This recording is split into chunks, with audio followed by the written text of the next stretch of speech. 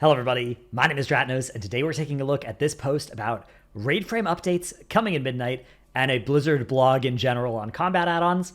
This is not the first, nor will it be the last time that we talk about add-ons on this channel. Some of the previous videos we talked about it a little bit, but I'm going to keep covering it every time they talk about it because this is going to be a big deal over the next few months as we move closer and closer to beta and then release, is whether or not they're able to stick the landing on several of these important features. So, across the World of Warcraft development team, we've been closely following community discussions about the upcoming game changes in Midnight and their impact on some combat-focused add-ons. As we approach the end of the first month of Midnight Alpha, we'd like to reflect on the conversation so far, clarify aspects of our implementation, and share a preview of some upcoming UI improvements. We began our alpha with the most restrictive version of our logic in place, ensuring that we were fully addressing add-on's ability to provide an in-combat competitive advantage, but we did so with the expectation that feedback from players and from add-on developers would help guide us toward the areas where best serving our community meant loosening some of our API restrictions, adding new base functionality to shore up gaps, and or providing new tools for add-on devs to allow them to build effectively in this new environment. That process has been unfolding over the past few weeks, and we're deeply grateful for all the feedback that has shaped our priorities. These improvements will continue as we move towards beta and testing of our endgame content, aided by insights from an expanding pool of testers. Yeah, I mean, the initial version that came out was very, there was a lot of stuff that, the thing is, it's not even stuff that necessarily the add-ons didn't deserve to get shot. It's like the functionality needs to exist, and there was no plan for replacement. When you think about stuff like a loot council add-on, which wouldn't have worked with their initial version of logic and now does with the more recent versions of it, even stuff like an MRT note, not one that you can read from or anything, but just one that you could put on your screen with information that's like assignments for a fight that you want to make. Hey, you're on the left side, you're on the right side, and you want to write that in a note and send that to your raiders. Those sorts of features basically would not have existed with the initial version. But even stuff like, from my perspective, stuff like a break timer or even a loot council add-on, like those kinds of things, I kind of could see a world where, why isn't there an ability to do a break timer in game? If that's a common thing that people use an add-on for, that strikes me as something where it's like, we don't need the customization of everybody having a break timer displayed the exact way we want to. If we're moving towards a world where we want people to feel like they want to download less, I would say even it's not like removing the functionality of add-ons to be able to provide the break timer is important, but that is one of the things that jumps out to me is like, hey, why don't we provide an in-game, if we're trying to accomplish the goal of nobody needing to go and download add-ons before they can raid with their friends or start playing World of Warcraft, I would be targeting stuff like that as well, TBH. But again, not from the perspective of like kill the add-ons, but more from my side, it's always been, I liked what they initially said, and I'm scared about the way they're doing it now, where they initially said, we're going to kind of build the functionality to replace the add-ons first, and then we'll kill the add-ons ability to do it all. And it's become clear that, no, in Midnight, we're doing both at the same time, right? We're going to try and put in good raid frames at the same time as taking away add-ons ability to do a lot of the raid frame stuff. We're going to try and put in the cooldown manager at the same time as gutting the functionality that's replacing, right, for people. So it's a lot more vital that they actually successfully have good versions of these, maybe not on release, but, every day that they don't is a day that the game is suffering as a result of doing it this way. So I do hope that they're able to get all this right over the next few months, and stuff like, putting an in-game break timer in. That's something that is very much not a high priority. It's one of those things where it would be a kind of high priority if you don't let an add-on do it, but because you're letting an add-on do it, it's a very low priority, right? You don't have to fix that at all. But I do think long-term, why not? Anyways, a little bit of a tangent, but let's move on to the next paragraph here. While we've been sharing detailed technical updates directly with add-on developers, we haven't always given the broader player base a clear sense of what changes to expect with Midnight. As a result, we've seen some players alarmed at the prospect of losing add-on functionality that we expect to be entirely preserved in Midnight, so we want to offer a clearer understanding of what is and isn't currently planned to change. Yeah, some of this is just our fault, not my fault personally, nor any necessarily content creators' fault, but just like our fault as uninformed players, from being able to comprehend exactly what the ramifications of certain changes are to how the API works and what that's going to mean in terms of what add-ons will and won't be able to do. So it's understandable that people sometimes don't know exactly what this means. But also, to be fair, there has been a little bit of a bait and switch on exactly what's going to happen and the extent of the functionality, especially given that they launched the alpha with the most restrictive logic in place. I think a lot of people did look at that and reasonably were like, okay, they've launched a version of the game that is doing this. That's probably what they're intending to do. So I think that some of this is also on Blizzard. You can look at things like an interview question where they're like, no, weak ores is going to be fine. And then the next day, weak ores is like, yeah, too much of our functionality is gone. We're going to shut down. Obviously, that's weak ore devs' decisions, not Blizzard's decision. But it is the kind of thing where it's like emblematic of maybe a disconnect between what Blizzard's saying and then what players are hearing from the add-on developers, from other players, that kind of thing. And like, if the add-on, technically they could keep developing weak ores, right? They could keep that add-on alive, certainly, but 95% of the use case of it is now killed, right? And the remaining 5% is actually, it would be great if you could still have it be weak ores, right? Stuff like checklists that remind you, which rares are up to go and kill.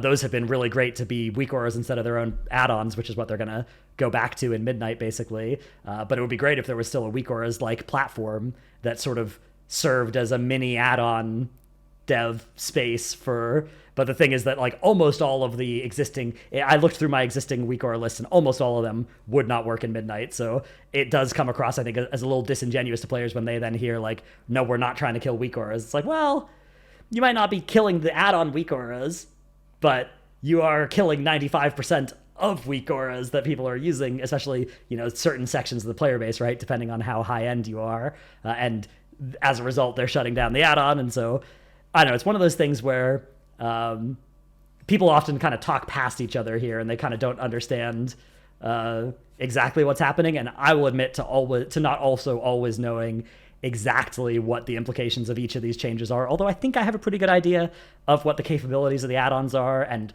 where it's coming from and what functionality has to die to stop us from, doing all the stuff that we do in War Within and previous expansions to abuse add-ons to solve fights. But that's the thing, is they're not only going after that, right? The other big thing they're going after is, just in general, optimizing your own rotation through an add-on. And I think it's admirable. Again, I think it's a good goal to not have that be a part of, like, I think having a good part of being an outlaw rogue being to download the most up-to-date Roll the Bones reminder that tells you whether or not to press Roll the Bones, having the best, the part of being a good arcane mage be download and understand an arcane barrage helper weak aura, right? Like, those are not, they're skill expression, sure, but they're not a good kind of skill expression. They're a good thing to take out of the game. So I do think that's an admirable goal. It's just when you're aiming at that, there is going to be some other stuff caught in the crossfire here. Okay, so one final note here, add-on and UI changes are in active development, and we'll continue to see major changes and iteration throughout Midnight beta testing. All information provided here is subject to change. So all of this, I would say on the one hand, don't doom about anything that seems awful, but also don't not talk about it, right? The way that we as a community can, influence how the future looks is if we do identify certain cases where we think it's really important that there ends up being a certain change, right? Is we have to use our voices on that. And there will be people who are like, don't complain, it's just alpha, there's plenty of time. It's just beta, there's plenty of time. It's like, yeah, there is plenty of time. And the mechanism by which that time is useful is us in the community actually voicing the concerns that we have with the iteration that is live right now on alpha and eventually beta. Okay, so power to customize. The main goal of the changes coming with Midnight is straightforward. Add-ons should not be able to automate combat decisions for the players. Combat is an important distinction here, as we've done our best to avoid interfering with access to non-combat information. Furthermore, add-ons should retain their ability to customize how information is presented to the player. I do think that this is one of those goals where they're going to have to sacrifice some of this goal. This is a secondary goal to the first goal, and there are cases where you can't accomplish both of these things, and they're definitely, right now, it looks like landing on the side of sacrificing the second objective, which makes sense, because otherwise, what's the point? Okay, so in Midnight, add-ons will continue to be capable of providing many of the features and customizations players have long enjoyed. This includes adjusting the look of almost everything you see in the UI, such as raid frames, nameplates, action bars, panels, fonts, and art. Add-ons will also be able to present combat information to the player in ways that differ from our base UI. Let's use the new boss warning UI as an example. The new UI presents the player with a timeline view of upcoming boss abilities. Add-ons will be able to take the information provided and choose a different way of displaying it, such as a stack of countdown bars. If you've used there's a couple of different ways, the big ways, Like the Bigwigs bars is not the default, and if you want that, you need to use an add-on like Bigwigs still. They can also change how the timeline looks to help with an accessibility need or for personal aesthetic preference. Add-ons can even add their own custom events to the timeline, such as break timers. Notably, this is like out of combat, I think, is the only time it can do this. And as another example of Midnight add-on functionality, let's look at important casts and nameplates. In Midnight, our base nameplates show the player when an enemy is casting an important spell by making it brighter and playing a flash animation around it. Add-ons will be able to adjust the appearance of that important cast state, such as making the cast bar larger or giving it a different animation to suit individual preferences. So note that this still means like add-ons you won't be able to go into an add-on and define a list of important casts that look different. Blizzard has a list of important casts, and you can choose how you want it to display when a mob is casting an important cast. But notably, if there's a cast that you think is important that Blizzard doesn't, or that you don't think is important that Blizzard does, there's no way to prevent that specific cast from showing up as either unimportant or important. Similarly with boss warnings, right? If you want your boss warnings to be a certain way, there's no way to emphasize a certain ability or to de-emphasize or hide a certain ability from the boss timer. You're just going to get everything, which is a substantial like quality of life decrease, but it is also leveling the playing field from people that spend a lot of time perfecting how they want this to look, right? That is no longer something you can meaningfully do for advantage. So there's pros and cons to doing it this way. I would like it if you could at least remove, like it's okay if they don't want to let us emphasize certain abilities, but I would like it if they'd at least let us remove abilities from the boss timeline that we don't care about, because sometimes there's just stuff that's like, you know, the boss is just doing AoE damage and it's not a lot of AoE damage, and like I really like the ability in Bigwigs over the course of progression to prune the amount of alerts that I'm getting down to a small amount that I actually care about. I recognize that's some advantage, but the thing is you could have that be doable through base UI as well, right? By, you know, having per boss options of which, you know, debuffs you, or which boss casts you care and don't care about. So that is an item that I would say is medium priority on my wish list for things to change. For stuff like the important cast thing, I actually think that customizing your nameplates via any sort of like, here's a list of important casts, here's a list of important mobs, and then having your nameplates treat those differently, I actually do think that that is a more valuable thing to target for Blizzard. I think that, you know, if part of being a good M+ player is downloading the right list of important casts or downloading the right plater setting, which it currently is, right? In War Within, that is currently something that makes you a better M+ player. It's not to say that all high M+ players do it. A lot of great players have terrible UIs. A lot of players can make it very high with bad UIs. But for any given player, they would do better by improving their UI in almost all cases. And I'm not perfect, right? My UI has a lot of things that would be better as well if I went to fix it. But I do think that, you know, something where it's like you need a list of 100 enemies and you got to go and check through. And even if they made it so that an add-on couldn't do that, but you went and customized it yourself, I think that would be annoying. So I do think that they've just got to make sure they actually have the right casts be tagged as important versus simple casts, and keep that functionality away from add-ons and away from customization. At very most, maybe just have like 2 modes where it's like, how much stuff do you think is important? A little or a lot, right? Do you only want the 3 most important casts in the dungeon, or do you want the 10 most important casts in the dungeon to be highlighted? But even that would be, I feel like, a lot of work for them to maintain. Something like letting us, you know, just have like a per boss list of their abilities and then just a checkbox next to each of them that lets you check whether you want them on or off would be, I think, really nice. And then a stretch goal for that would be the emphasizing and ability for it as well. I do think that that's a nice thing to have access to, but in particular, the emphasizing, I could understand them thinking, this isn't how we want players to get good at boss fights, is to have we don't want them to just have good, you know, UI-based reminders. We want them to be playing the fight in a more immersive way. Overall, you can think of it this way.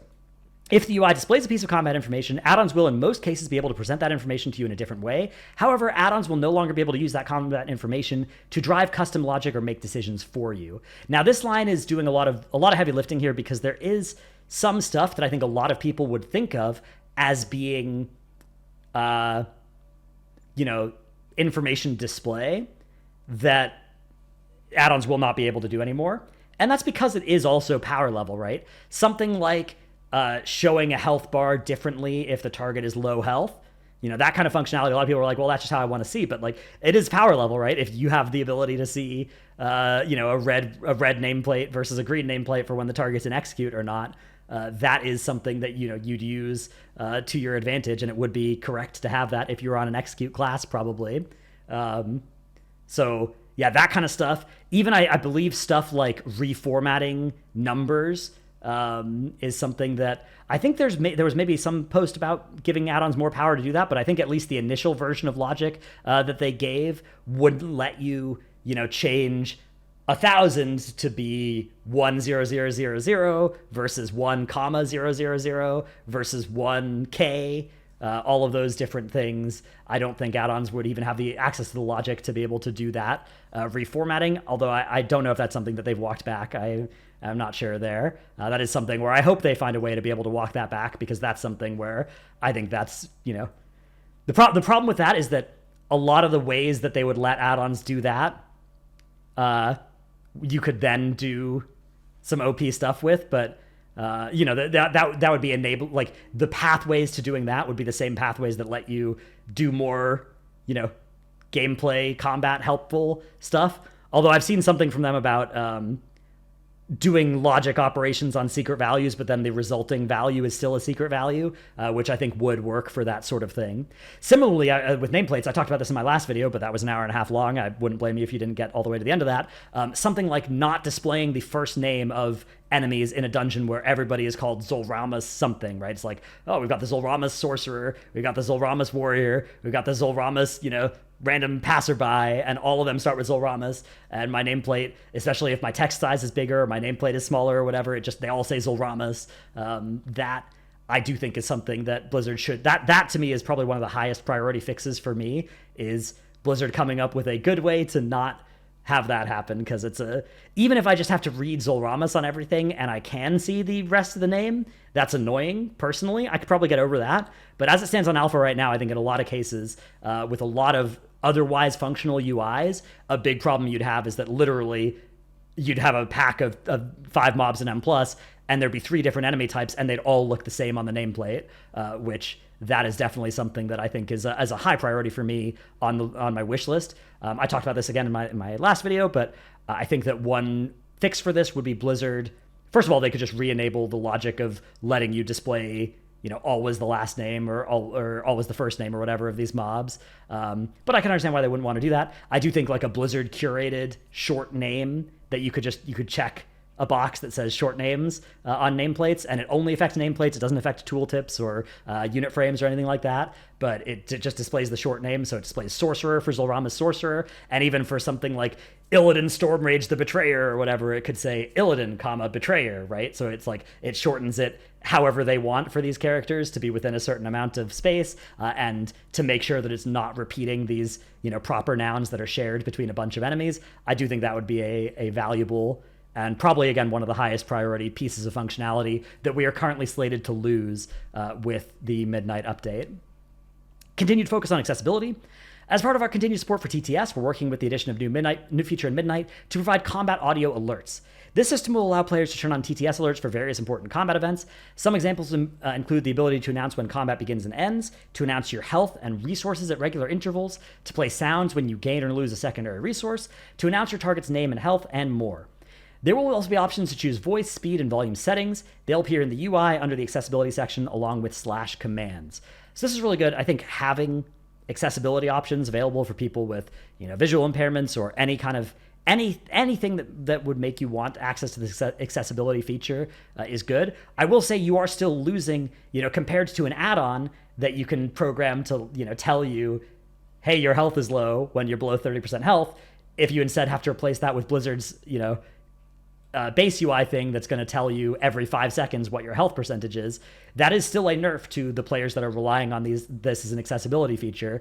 But it is one of those casualties where if something like being able to hear that your health is low as an accessibility feature was allowed to stay, everybody would use it as not just as an accessibility feature, right, but as a power level thing, because being reminded to press your health pod or whatever when you get low is an add-on functionality that a lot of players have benefited from. A lot of add-ons offload your brain power onto the add-ons, And a lot of that space is shared with the same space of stuff that makes the game more accessible. So I'm glad they're doing this, but it's definitely going to be worse for players that are relying on this sort of functionality to play the game. Hopefully it's still playable. Again, everybody's getting nerfed, not just players with accessibility needs.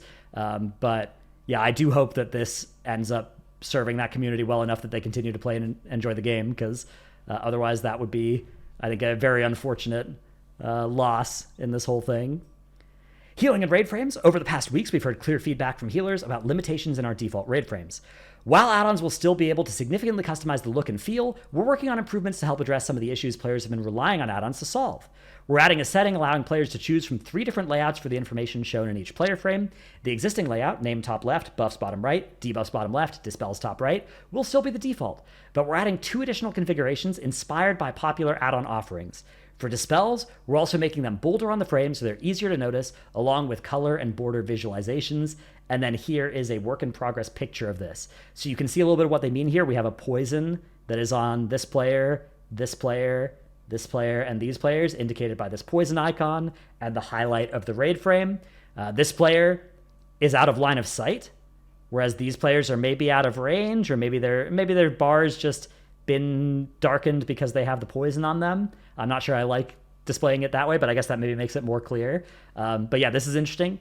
Something like somebody being in range but out of line of sight is actually new functionality that add-ons previously haven't had or haven't recently had. And that'll be cool. That's actually a very nice, frustrating thing that they'd be going after there, if you could see whether people are aligning you or not. I don't see why not. I don't see why that is information that people shouldn't have access to in their raid frames. That's one of the more frustrating parts of being a healer, is not having line to people.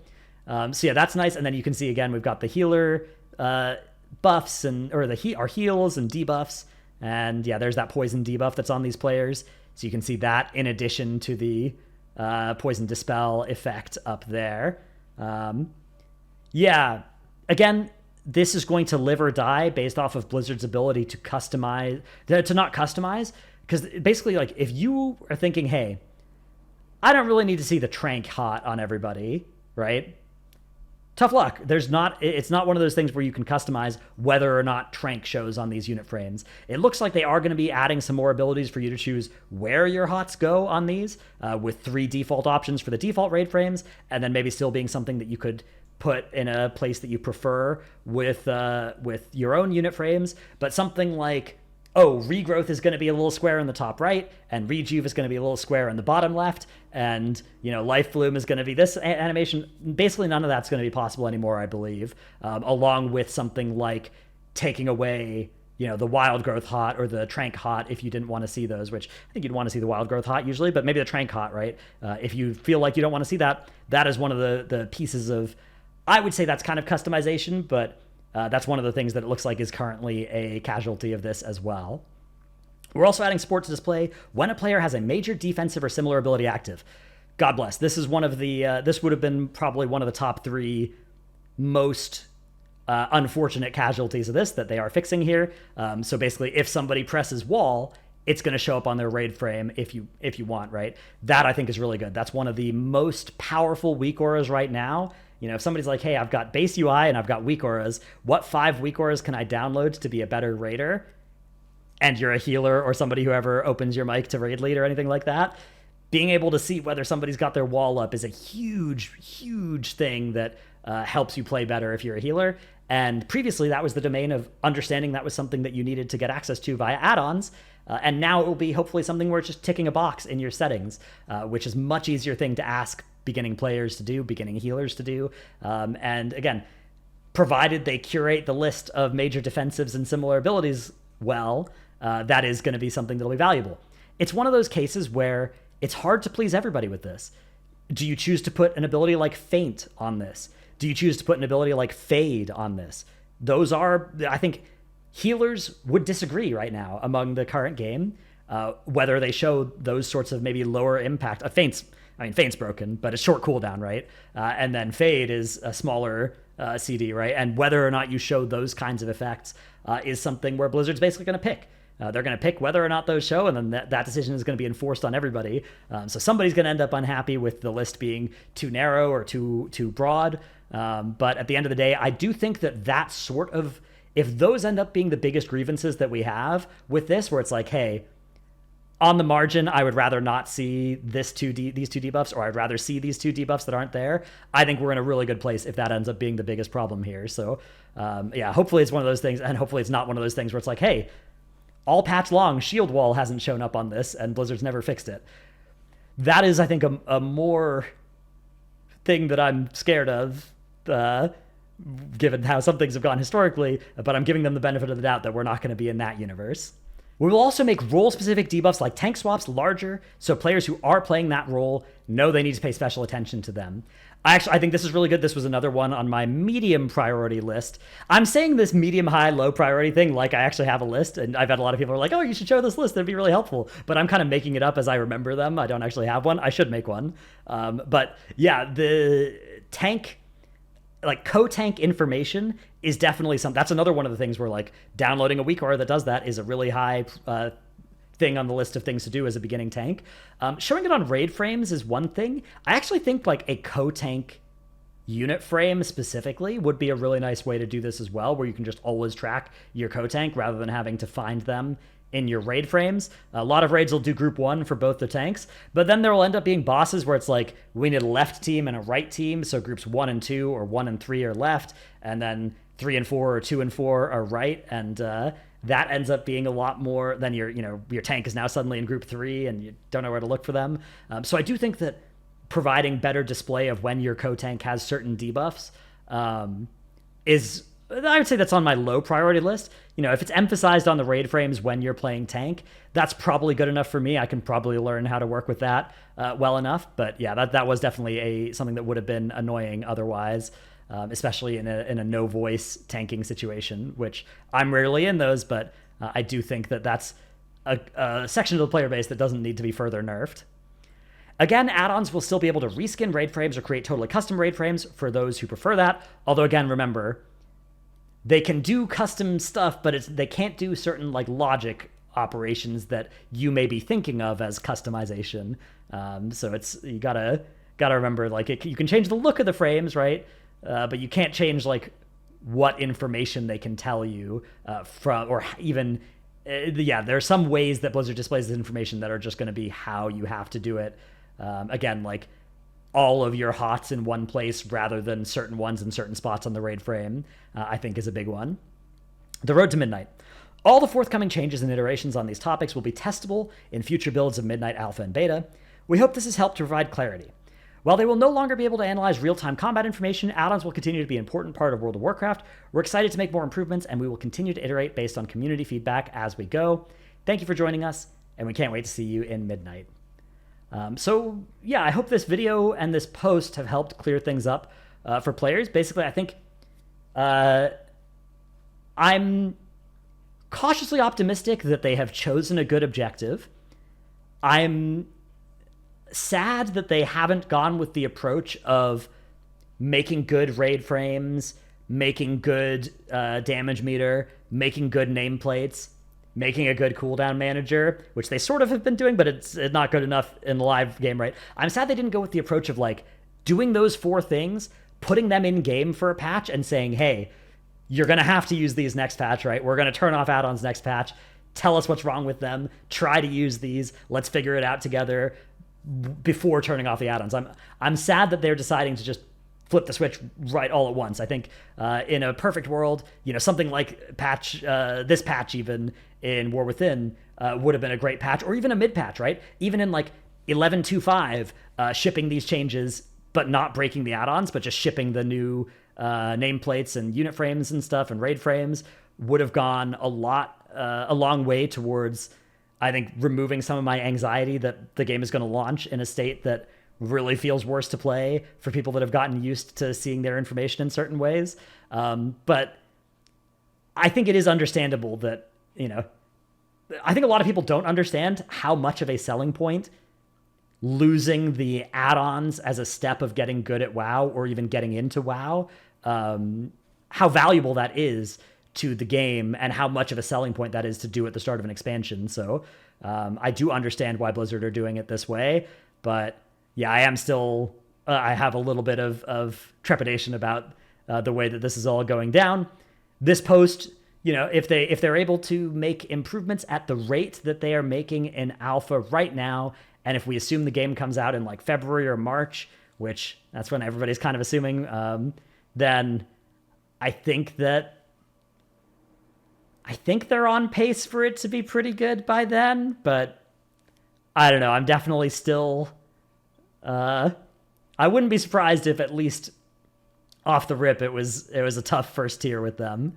But then hopefully they're committed to really making it so that, like, the one thing that would be bad is if they just disagreed with something that we think is important and valuable, right? Like if they just like the idea that we're looking at 9 mobs and we need our nameplate text to be small enough so that it fits Zolrama's sorcerer instead of being bigger text so that and then it would just say Zolrama's, and they don't want to give us the ability to have that just say sorcerer. If they just disagree with me on that, that would suck, right? And if that happens across all of the things that I want functionality that's not currently in alpha, that would really suck. But if it's more a case of like they agree with me and they just don't reach it by launch and then they fix it, you know, by the second patch of midnight, I think by far the benefits will outweigh the negatives in that universe. So I'm excited to see what they continue to do with this, and I am cautiously optimistic and also cautiously pessimistic, but more cautiously optimistic than pessimistic. But you've always got to hedge your bets. That way, you'll always come out on top. Hope you've enjoyed this video. Thanks for watching. Let me know what you think in the comments below. Let me know if you have any questions. Oh, I'm going to link, I'll link again Mystical OS's YouTube where he goes over these changes from an actual POV of an add-on dev. And I will link the post that I looked at in my last video, which you can go watch that last video if you want to see me actually talk about this. But there is a post by some Plater mod devs, including a guildie of mine, going over the state of nameplates in Midnight compared to retail in terms of functionality. So if you want to further educate yourself, I will link that stuff in the description below. Hope you've enjoyed this video. Thanks so much for watching. See you in the next one. Bye.